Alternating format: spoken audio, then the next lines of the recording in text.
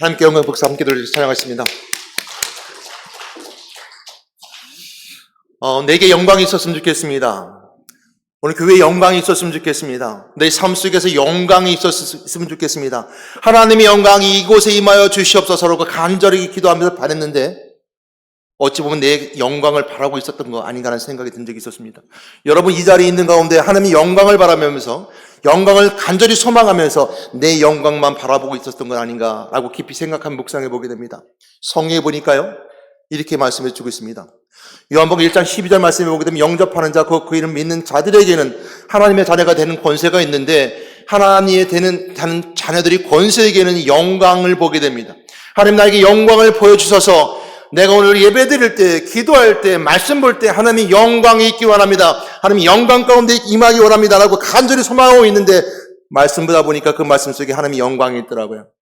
요한복음 1장 14절 말씀 다시 한번 묵상해 보겠습니다. 한번 읽어보겠습니다. 말씀이 육신이 되어 우리 가운데 거하심에 우리가 그의 영광을 보니 아버지의 독생자의 영광이요 은혜와 진리가 충만하더라. 아멘. 말씀이 육신이 되어 우리 가운데 거하심에 하나님의 영광을 보니 이랬습니다. 말씀이 육신이 되어 우리 가운데 있으니까 하나님 영광을 볼 수 있다라고 성경이 분명히 말씀해 주고 있습니다. 독생자의 영광이요. 그 하나님의 영광은 아버지의 독생자의 영광이요 있습니다. 독생자는 외아들이라는 뜻이지만 독생자의 의미는 오직 유일하다는 뜻이 더 강합니다. 독생자 오직 한 번 예수 그리스도를 통해서만이 아버지 하나님의 영광을 보게 되고 말씀이 육신에 거하는 자들에게 그 영광이 누려지게 된다라고 성경이 우리에게 분명히 말씀해주고 있습니다. 저는 오늘 여러분들에게 요한복음 1장 14절 말씀이 영광의 말씀을 받아들이며 하나님 영광을 보는 여러분 되시길 바랍니다. 말씀이 하나님 영광이요 말씀을 바라보고 있으면 하나님 영광을 바라볼 수 있습니다. 여러분 그러므로 독생자의 아버지 영광을 볼 수 있는 비결은 여러분 힘들고 지쳐 있습니까? 여러분 삶 속에서 공부하면서 어려운 가운데 있습니까? 내가 병마에 치들어서 힘들고 어려운 가운데 있습니까? 아니면 귀신에 들려서 영적으로 지금 힘들고 어려워 지쳐 쓰러지고 낙담하고 있습니까? 영광이신 예수 그리스도 독생자를 바라보는 여러분 되시기 바랍니다. 독생자의 영광이 있다고 그랬습니다. 그 독생자의 영광이 여러분들의 그 지치고 힘들고 어려운 가운데 있는 여러분들에게 희망을 줄 것이요 소망을 줄 것이요 치유해 줄 것이요 능력을 줄 것이요 하나님 놀라운 능력의 역사를 통해서 하나님 영광을 여러분을 통해서 드러나심을 믿습니다. 이것이 하나님의 영광입니다. 하나님의 영광을 간절히 바라고 소망했던 우리가 그렇게 멀리 있는 것 같았고 저 멀리 있었는 것 같았지만 말씀을 보니까 영접하는 자들에게 즉 내가 예수 그리스도 영접하는 자들에게 내 마음속에 예수 그리스도가 있는 자들에게는 아버지 영광을 볼 수 있다고 그랬습니다. 내가 예수 그리스도 영접한 자들이라면 하나님의 영광을 바라볼 수 있습니다. 예수 그리스도 믿는 자들에게 그 고난은 영광의 시작이요 예수 그리스도 믿는 자들의 고난은 영광의 결과를 맺을 수 있습니다. 독생자의 영광이라는 것은 고난의 영광입니다. 예수 그리스도의 십자가의 길, 고난의 길을 걸어갔던 예수 그리스도를 통해서 그 십자가의 길을 완성함을 통해서 우리에게 영광을 보여주셨고 우리에게 십자가 은혜를 통해서 영광의 길로 갈 수 있게 인도해 주셨을 뿐만 아니라 십자가를 통해서 우리에게 이 땅에 이 세상 가운데 높이 들려라는 말씀이 응답되는 것처럼 높이 들려져 그 영광, 고난 뒤의 영광을 우리에게 보여주십니다. 믿는 자들에게는 고난은 영광이지만 믿지 않는 자들에게는 재앙입니다. 예수 그리스도를 마음속에 영접한 자들에게는 고난은 영광이지만 믿지 않는 자들에게는 재앙입니다. 여러분 마음속에 영광보다는 재앙이 먼저 앞서 있고 내 고난과 아픔이 더 슬픔이 나의 영광보다 하나님 영광보다는 내 고통이 먼저 앞선다면 여러분 믿음을 다시 한번 돌아본 여러분 되시기 바랍니다. 이것이 믿는 자에게 주신 하나님의 영광이 있다는 은혜의 말씀이 그곳에 있기 때문입니다. 고난당한 자들에게 그 고난은 믿음이 있는 자들에게는 그를 이길 수 있는 힘을 주실 뿐만 아니라 고난 뒤의 영광을 바라볼 수 있습니다. 폴 틸리라는 신학자는 이렇게 말했습니다. 우리의 힘들과 고난과 고통은 은혜의 진리가로 인도한다 그랬습니다. 하나님이 여러분들을 찬물에 넣는 이유는 여러분들을 물가로 여러분 데려서 집어넣는 이유는 여러분들을 물가에 집어넣어서 빠지게 함이 아니라 여러분을 깨끗게 함이다라고 폴 틸리라는 신학자는 이렇게 말했습니다. 우리가 당하는 고난, 믿음의 사람들이 있을 고난 가운데 있는 고난은 여러분 물에 빠져서 허우적거리는 것 같지만 우리를 깨끗하게 하시는 하나님의 은혜가 있음을 고난 뒤의 영광을 발견한 자들의 모습입니다. 오늘 영광입니다. 하나님의 영광입니다. 우리는 영광이라는 말을 자주 씁니다. 하나님께 영광을 돌려드립니다. 하나님 영광이 있으면 좋겠습니다. 그 영광, 헬라어는 독사라는 언어를 씁니다. 또 영광이라는 단어는 아주 쉽게 생각하면 꽃영자, 빛광자를 씁니다. 아름답고 뛰어나고 빛나는 것을 말할 때 영광이라고 합니다. 영광은 아름답고 뛰어나고 빛나며 하나님이 드러나는 것이 바로 영광입니다. 하나님의 영광은 우리에게 아름답게 뛰어나게 비치면서 드러나는, 그리고 그 하나님이심을 알려주시는 것이 바로 영광입니다. 영광은 하나님이 하나님이심을 알려주는 것이 영광입니다. 사도행전 7장 55절 56절 말씀을 보게 되면 스데반 집사님이 고난 가운데서 영광을 발견한 걸 보게 됩니다. 같이 읽겠습니다. 스데반이 성령 충만하여 하늘을 우러러 주목하여 하늘의 영광과 및 예수께서 하나님 우편에 서신 것을 보고 말하되 보라 하늘이 열리고 인자가 하나님 우편에 서신 것을 보노라 한데, 스데반 집사님이 복음을 전하다가 붙잡혀 그리고 순교 앞에 있었습니다. 그 죽음의 고난과 고난의 극이라고 할 수 있는, 우리가 고난의 고통의 끝이라고 말할 수 있는 죽음 앞에 서 있는 스데반 집사님이 마지막에 볼 수 있었던 것은 하나님의 영광이었습니다. 그리고 하나님 보좌 우편에 서 계신 예수님을 발견하게 됩니다. 고난은, 고통은 우리에게 영광의 길로 인도할 뿐만 아니라 믿는 자들의 영광은 이 땅에 있는 영광이 아니라 천국이라는 열매가 있음을 우리가 먼저 고백합니다. 믿는 자들에게 고난과 고통은 당장 이 땅 인생의 삶에서는 고난과 고통이지만 천국이라는 큰 축복의 영광이 있습니다. 하나님의 영광만 가득한 그 나라가 있음을 오늘 스데반 집사님은 먼저 죽으면서 순교하면서 우리에게 보여주고 있습니다. 스데반 집사님 하나님의 영광을 보니 그랬습니다. 여러분 당하는 고난과 고통 가운데서도 하나님 영광을 바라보는 여러분 되시기 바랍니다. 스데반 집사님 그 영광을 바라봄을 통해서 예수 그리스도를 바라봤던 것처럼 볼 수 있습니다. 하나님이 저런 뛰어나신 하나님, 위대하신 하나님, 아름다운 하나님, 스데반 집사님의 죽음의 삶까지도 아름답게 만들어 주셨고, 스데반 집사님의 순교조차도 정말 뛰어나게 만들어 주셨고, 이 땅의 사람들에게 존경받고 영광받을 수 있는 그 아름다운 자리를 만들어 주신 하나님의 은혜 가운데 있는 그 십자가의 그 독생적 은혜의 그 일, 고난의 길을 가르쳤던 그 하나님의 영광, 그 영광은 곧 하나님이 하나님을 알려주시는 것이고 하나님이 하나님이심을 우리가 알려주신 것입니다. 구약에 보게 되면 하나님의 영광이 그들에게 드러나게 되는데요. 출애굽기 말씀에 보게 되면 로마서 8장 18절 말씀 보도록 하겠습니다. 같이 읽겠습니다. 시작. 생각하는데 현재의 고난은 장차 우리에게 나타날 영광과 비교할 수 없도다 그랬습니다. 우리가 당하는 고난은 장차 나타날 영광과 비교할 수 없다라고 말씀하는 것처럼 영광은 이처럼 장차 어떤 것부터 비교할 수 없습니다. 출애굽기 4장 16절 18절 말씀에 보게 되면 같이 읽어보도록 하겠습니다. 여호와의 영광이 시내 산에 머무르고 구름에 엿새 동안 산을 가리더니 일곱째 날이 여호와께 구름 가운데서 모세를 부르시니라. 산에 여호와의 영광이 이스라엘 자손의 손에 맹렬한 불같이 보였고. 아멘. 이스라엘 백성들에게는 하나님의 영광이 구름과 불처럼 그들에게 보였다 그랬습니다.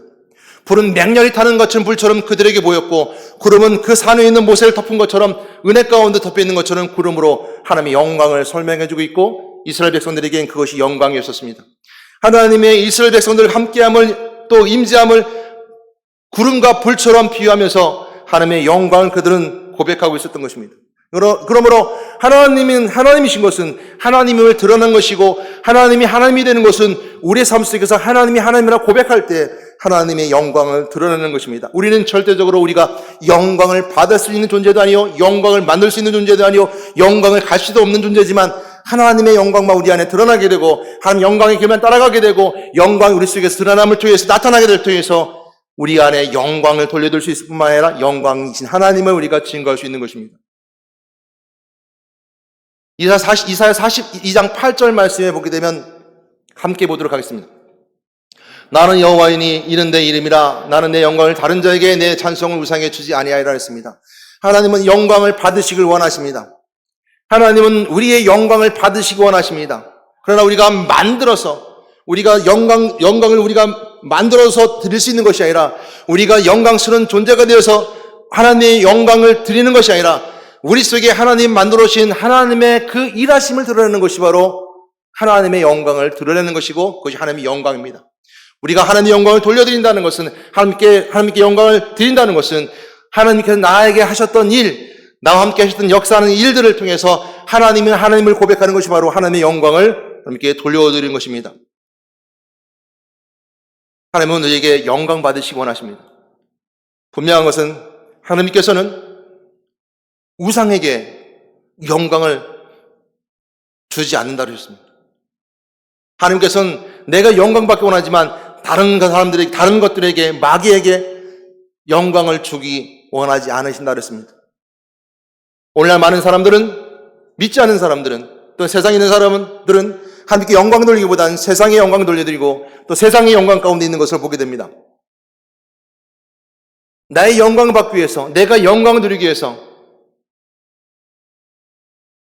열심히 삶을 살아가면서, 열심히 신앙생활을 하면서, 열심히 교회 생활을 하면서 내가 영광 받으려 하는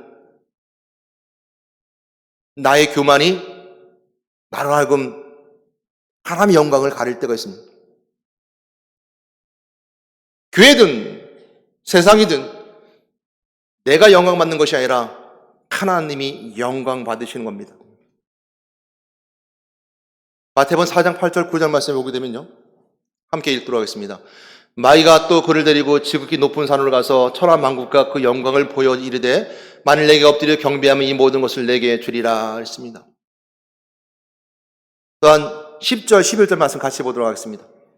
이에 예수께서 말씀하시되 사탄아 물러가라 기록되었을 때 주 너희 하나님께 경배하고 다만 그를 섬기라 하였느니라. 이에 마귀는 예수를 떠나고 천사들이 나와 수종드니라. 아멘.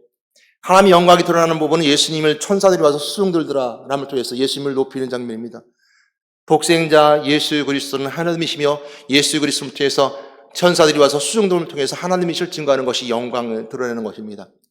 그러나 마태복음 4장 8절 9절 말씀 앞절에서 말씀하고 있는 것처럼 사단이 와서 예수님을 미혹하며 시험할 때 세상의 만국 모든 영광을 보여줬다 그랬습니다. 그리고 예수님을 시험하게 됩니다. 세상의 영광, 마귀의 영광은 세상의 영광입니다. 다 하나님 것이며 예수님 것임에도 불구하고 마귀는 자기의 영광, 세상의 것들의 영광을 통해서 지금 예수님께 와서 시험하고 있는 것이죠. 이처럼 세상의 영광, 세상의 것들은 우리를 하여금 세상의 영광 가운데 있게 하고 세상의 영광이 우리를 자꾸 넘어뜨리게 합니다. 오늘 예수님께서 말씀하셨던 것처럼 오직 하나님만 섬기고 경배하라. 세상의 영광을 바라보며 세상의 영광 가운데에서 그것을 경배하고 섬기는 것이 아니라 오직 하나님께만 경배하고 섬기라. 오직 하나님의 영광만 드러내라라고 우리에게 말씀해 주고 있습니다. 그러면 하나님의 영광은 우리 가운데 역사하며 드러나고 일어난 일들 우리가 하나님의 영광이라고 말합니다. 출애굽기 15장 6절 말씀 보게 되면 이렇게 말씀해 주고 있습니다. 여호와여 주의 오른손이 권능으로 영광을 나타내시니이다. 여호와여 주의 오른손이 원수를 부수시나이다. 아멘. 오른손이 권능으로 영광을 나타내시나이다. 하나님이 우리에게 하신 일들 통해서 하나님의 영광이 드러나고 나타나게 됩니다. 1924년들에 있었던 실제적 인물이었던 에릭 리드라는 사람이 1980년대 불의 전차라는 영화를 만듦을 통해서 너무나 유명한 영광을 돌린 하나의 육상 선수가 있었습니다. 불의 전차라는 영화 속에서 에릭 리드는 헤럴드 에브람이라는 사람과 함께 비교돼서 나오게 됩니다. 물론 실존적 인물인지 그건 잘 모르겠습니다. 그러나 그 영화에서는 둘이 비교되며 나오면서 헤럴드 에브라임은 유대인이었고 지금 에릭 리드는 유대인이 아님에도 불구하고 헤럴드 에브라임은 육상 선수를 잘 뛰는 사람이었습니다. 근데 그가 뛰는 목적은 당시 그 시대의 상황 속에서 천시받고 무시받았던 유대인들의 기상을 올리는, 그리고 이 무시받는 것을 이기기 위해서 내 민족을 위해서 뛰겠다는 사람 에브라임이었습니다. 그러나 에릭 리드는 그러지 않았습니다. 하나님의 영광을 위해서 뛰리라. 그러나 어느 날 1924년도에 파리 8차 올림픽이 열리면서 육상 선수가 열리면서 육상 경기를 하게 되는데 100m 단거리 경주에 주일날 오후 3시에 일정이 잡혔습니다. 에릭 리드는 나는 뛰지 않겠습니다. 나는 오직 하나님의 영광만 위해서 뜁니다. 나는 나를 위해서 뛰지 않습니다. 그리고 에릭 리드는 100m 계주에 100m 단거리 육상 경기에 최우선의 1순위의 그런 후보였음에도 불구하고 자기는 뛰지 않았습니다. 난 뛰지 않습니다. 함께 있었던 헤럴드 에브라임은 그 100m 경기를 뛰어서 1위를 하고 금메달을 따게 됩니다. 그러고 나서 에릭 리드는 다시 400m 계주에 도전해서 그 도전한 경기에서 금메달을 따게 되는데, 원래는 에릭 리더는 400m 계주의 전문 선수가 아니었기 때문에 그 경기에 그 시간도 다 못 갖추는, 그러니까 더 우능한 우승 후보가 있었는데 그 미치지 못하는 선수였습니다. 그럼에도 불구하고 그는 그 경기를 뛰어서 우승을 하게 됩니다. 기자들이 물었습니다. 어떻게 우승할 수 있었습니까? 100m의 전문 선수였는데 어떻게 400m에 우승할 수 있습니까?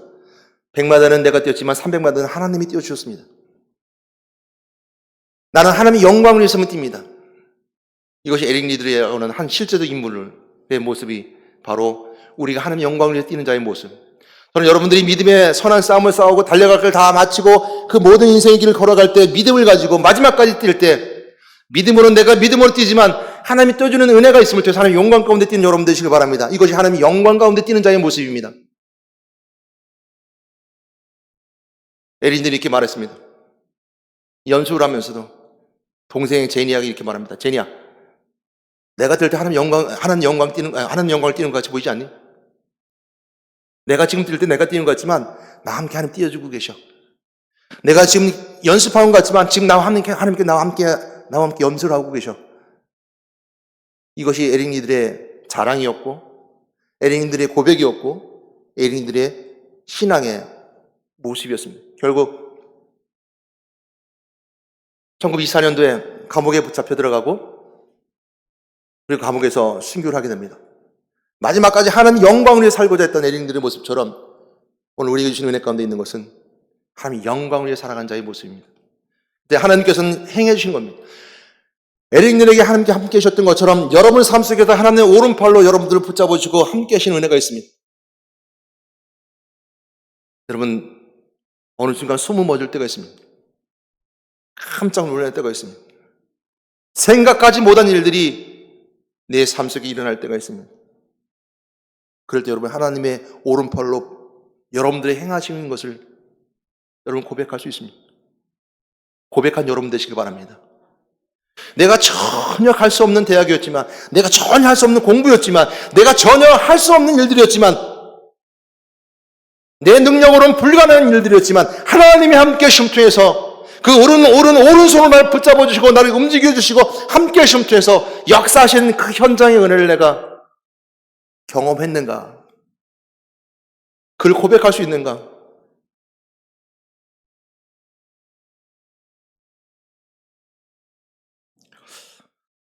이스라엘 백성들은 가나안 땅에 가기 전에 출애굽하게 됩니다.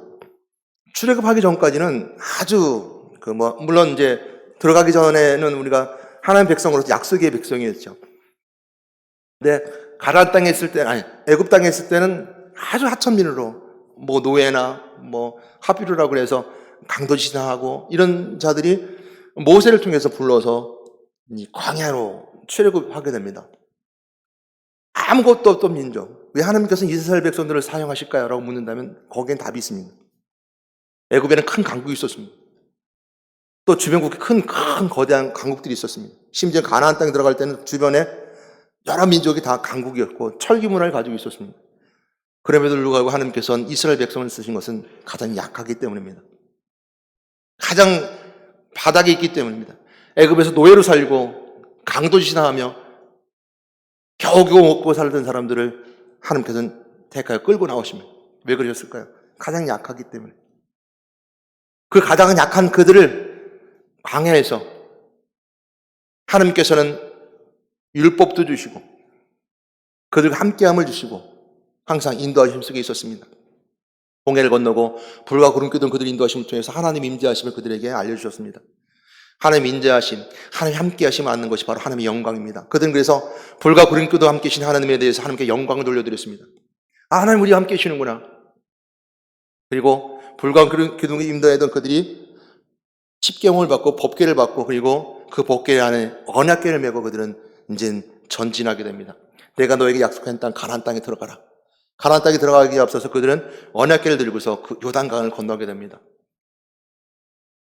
요단강을 건너간 다음에 언약궤를 붙잡고 그들은 여리고성을 무너뜨리게 되죠. 그랬더니 이스라엘 백성들이 사사기 2장에 보게 되면 전혀 다른 사람이 됩니다. 하나님을 알지 못하는 사람들입니다. 여호와를 경험하지 못한 사람들이 됩니다. 물론 가나안 땅에 들어갈 때 제2세대가 들어가고 여호수아 갈렙만 들어가게 됐지만 그 들어간 자들이 가나안 땅에 들어간 자들이 세대가 지나고 여호수아가 죽자마자 다른 세대가 되어버립니다. 2장이 10장에 보게 되면 하나님 알지 못하는 세대가 되죠. 하나님의 은혜는 경험했지만 하나님의 역사하심을 경험했지만 하나님이 불과 구름 기둥 인도했던 것을 경험했고 언약궤를 가지고 요단강을 건넜고 여리고성을 무너뜨리면서 소리치며 무너뜨렸던 경험이 있었지만 시대가 지나고 세대가 지나니까 시간이 지나니까 하나님 잊어버립니다. 하나님의 영광이 어디 있었던가? 지금 당하는 지금 환난과 어려움과 고난이 나로 하여금 영광을 잃어버리게 만듭니다. 내 이전에 했던 하나님의 영광이 나에게 분명히 있었음에도 불구하고 나로 하여금 잊어버리게 만듭니다. 결국 그 민족은 사사시대를 지나면서 큰 어려움을 겪게 됩니다. 시대가 지나면서 사사시대 지나면서요, 하나님께서는 그들에게 돌이켜 새롭게 해서 그들에게 끊임없이 하나님이 함께 하심을 그들에게 다시 한번 말씀해 주지만 또다시 타락하고 있는 것이 반복하던 그들에게 제사장이 세워지게 되고 결국 엘리 제사장까지 오게 됩니다. 엘리 제사장이 나온 다음에 그 다음에 사무엘이 등장하면서 사무엘을 통해서 함께 역사하시기 전 엘리 제사장과 함께 했던 언약궤의 모습을 우리에게 비춰준 장면이 사무엘상 4장입니다. 지난주 목장 예배 있었죠? 성령 인도받는 지지난주 목장 예배가 있었나요? 이스라엘과 블레셋이 전쟁을 하게 됩니다. 그래서 만났는데요. 지금 블레셋은 쳐들어와서 1차 전쟁을 일으켜요. 그러니까 4,000명이 죽어요. 그러니까 뭐라고 하냐면 3에서 4장에 보게 되면 왜 하나님께서 우리를 이처럼 전쟁에 지게 만드느냐라고 장로들이, 이스라엘 장로들은 연장자를 말합니다. 그들이 모여서 하나님께 핑계를 돌려요. 하나님께서 왜 우리를 이처럼 이 블레셋 군대에 싸워서 지게 만드느냐라고 이렇게 말하죠. 그래서 장로들이 생각하기를 그래, 실로에 있는 언약궤를 가지고 오면 우리가 저들과 싸워서 이길 거야. 그래서 실로에 있는 언약궤를 가지고 옵니다. 그 언약궤는 어떤 의미가 있었습니까? 이제까지 나몰라 했던 건 언약궤였지만 언약궤는 바로 요단강을 건널 때 하나님의 임재하심과 함께 건넜던 것을 경험하는 것이 언약궤입니다. 여리고성 7바퀴를 돌 때 강자 중앙에는 언약궤가 있었습니다. 언약궤는 하나님의 약속의 궤입니다. 그 약속의 궤를 가지고 있었던 그들은 여리고성 무너졌던 것을 알고 있었기 때문이죠. 그래서 실로에서 언약궤가 오니까 이스라엘 백성들이 큰 소리를 외쳤다고 그랬습니다. 와! 하고 외쳤어요. 그러니까 블레셋 군대들이 블레셋 사람들이 오히려 두려웠습니다. 야! 저들이 저 언약궤, 우리가 익히 들어 알고 있는데 저 언약궤가 온다더라. 그래요. 우리가 이렇게 죽냐 저렇게 죽냐 우리가 두려워하지 말고 맞서 싸우자. 이렇게 오히려 블레셋 사람들이 기를 얻어서 싸우는데 3만 명이 죽습니다. 저요. 이스라엘 백성들이 블레셋 싸워가지고 언약궤가 있었음에도 불구하고 진을 졌을 뿐만 아니라 언약궤를 빼앗겨버립니다. 언약궤를 빼앗기니까 그 전쟁 소식을 듣고 있었던 엘리 제사장, 즉 엘리는 제사장이었기 때문에 언약궤를 간 걸 알고 승리할 줄 알고 있었습니다. 근데 돌아와 소식 듣는 거 보니까 언약궤를 빼앗겼다는 소리를 듣고 그 자리에 죽습니다. 그리고 그 아들 비니하스가 아들의 며느리죠. 비니하스의 아내가 엘리 제사장이 죽고 또 언약궤를 빼앗겼다는 소리를 듣고 아기를 낳고 그리고 아기를 낳게 됩니다. 그 아이 이름이 이가봇이라고 합니다. 이가봇. 사무엘상 4장 21절 22절에서 같이 읽어보도록 하겠습니다. 시작. 천천히 읽겠습니다. 이기를 영광이 이스라엘에게서 떠났다 하고 아이 이름을 이가봇이라 했으니 하나님의 교회가 빼앗겼고 그의 시아버지의 남편이 죽었기 때문이며 또 이르기를 하나님의 교회를 빼앗겼으므로 영광이 이스라엘에 떠났다 하더라. 아멘. 영광이 우리에게서 떠나게 하면 안 되는 거예요. 말씀을 붙잡아야 돼요. 영접하는 자, 곧 그 이름 믿는 자들에게는 하나님 자녀가 되는 권세가 있는데 이들에게는 어떤 은혜가 있습니까? 말씀이 육신이 되어 우리 가운데 거하심에 하나님의 영광을 본다 그랬습니다. 아버지 독생자의 영광이요. 말씀의 언약궤, 말씀은 우리 안에서 하나님의 영광이요. 독생자인 그리스도가 우리의 영광이요. 하나님 만나는 길 되시고 우리 죄를 용서함 받게 하시고 만왕의 되신 그리스도를 선포하며 이 땅에 승리하게 하신 그리스도의 은혜, 예수가 하나님이라는 그 하나님의 은혜의 참된 복음을 우리에게서 빼앗기면 안 되는 거예요. 언약궤를 뺏기자, 복음을 빼앗기자, 복음을 잃어버리자, 복음의 은혜를 우리가 잃어버리자, 하나님의 은혜를 잃어버리자, 이가 곧 하나님의 영광이 떠났다 그랬습니다. 왜 하나님의 영광이 떠나면 안 됩니까? 영광이 떠나면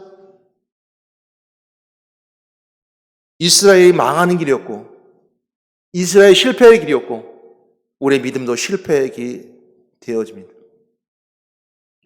하나님 떠나는 것이 아니라 하나님 은혜 가운데 붙잡고 영광과 은혜 가운데 그 은혜로 함께 나눠야 될 것입니다. 하나님의 영광을 떠나지 아니하고 영광을 붙잡을 수 있는 비결은 내가 하나님의 영광이 되는 겁니다. 내가 영광을 만드는 것이 아니라 내 자체가 하나님의 영광이 되는 것입니다.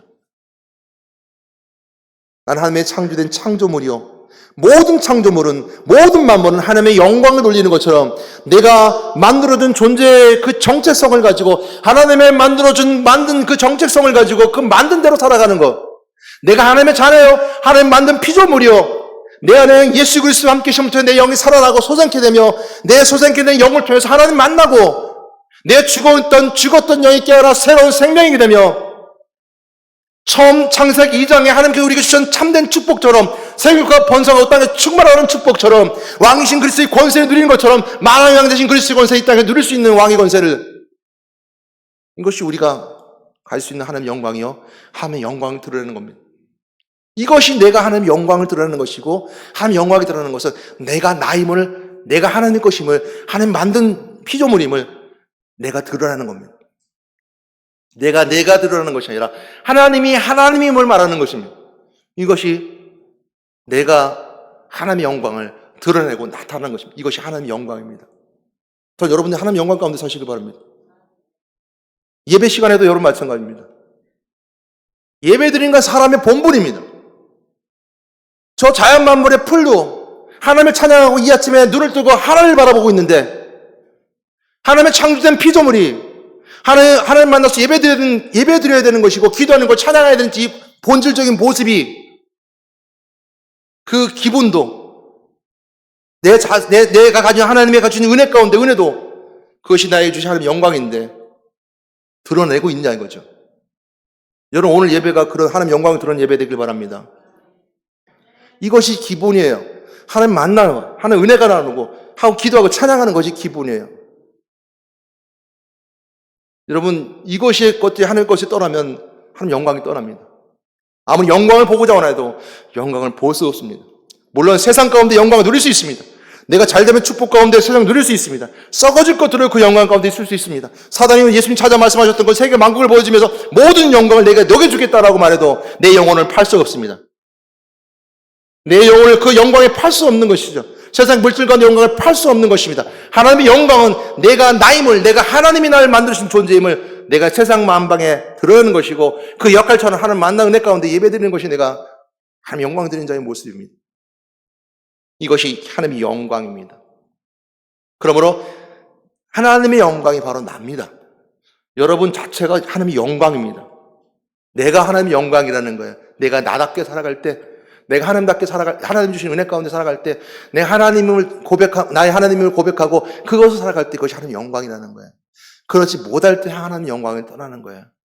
내 안에 영혼이 죽었기 때문에, 내 영이 하나님의 영광이 떠나고, 마귀에 포로잡혀 있고, 그걸 묶여 있고, 귀신이 묶여 있고, 뿐만 아니라 영적으로 타락해 있는 것이 바로, 하나님 떠나는 자의 모습이고, 하나님 영광이 가려진 자의 모습이고, 하나님 영광이 그에게 없는 자의 모습입니다. 오늘 이가부시는 단어는 하나님의 영광이 너에게 떠났다는 겁니다. 예배드리고 나가서 하나님의 영광이 떠나시겠습니까? 여러분 예배드림을 통해서 하나님의 영광을 드러내고 내가 하나님이 앞에 나와 한 존재로서 하나님 앞에 만날 때 그 하나님의 영광은 오늘 우리에게 내가 하나님의 영광이다. 내가 바로 너야. 너가 바로 하나님의 영광이야. 내가 너를 통해서 내가 나의 힘을 드러내길 원한다. 내가 나의 힘을 드러내기 원하는 것은 너를 통해 드러나기 원한다는 겁니다. 여러분들 통해 드러나기 원하신다는 겁니다. 하나님 날 쓰시겠다고 하는데, 나를 통해 하나님 드러내기 원하신다는데, 저는 됐어요. 아직 멀었어요. 저는 아직 아닌 것 같은데요. 오늘 하나님의 영광이 드러나는 것. 이것이 하나님의 일입니다. 고전 6장 19절 20절 말씀 함께 보도록 하겠습니다. 천천히 읽겠습니다. 너희 몸은 너희가 하나님께로부터 받은 바 너희 가운데 계신 성령의 전주를 알지 못하느냐? 너희 자신의 것이 아니라 값으로 산 것이 되었으니 그런즉 너희 몸으로 하나님께 영광을 돌리라. 아멘. 너희 몸으로 하나님께 영광을 돌리라라고 분명히 우리에게 선포해 주고 있습니다. 너희 몸으로 하나님께 영광을 돌려드려라. 내가 값으로 샀다. 구속된 자입니다. 구속된 자. 내가 값으로 샀다. 영접하는 자, 그 이름 믿는 자들에게 주신 은혜. 내가 영접된 자, 하나님 자녀된 자, 하나님 백성된 자, 내가 아바 아버지로 부를 수 있는 존재. 이것이 값으로 샀다. 그러니까 너는 내 몸으로 하나님께 영광을 돌려드려라. 여러분 인생의 삶을 살아가면서 여러분 삶의 목적이 어디에 있습니까? 한다면 에릭니들이 말했던 것처럼 하나님께 영광을 돌리며 살아가는 삶입니다.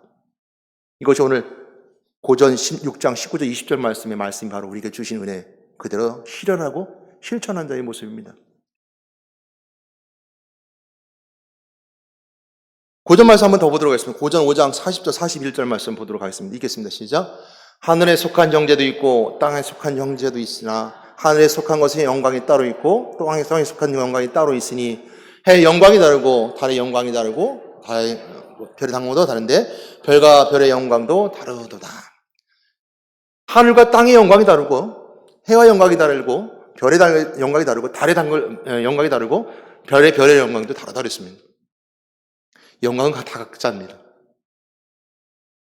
고난당하는 자의 영광은 믿는 자의 고난당하는 자의 영광은 고난당하는 것은 영광이요 고난당하는 자의 영광의 결과는 천국입니다.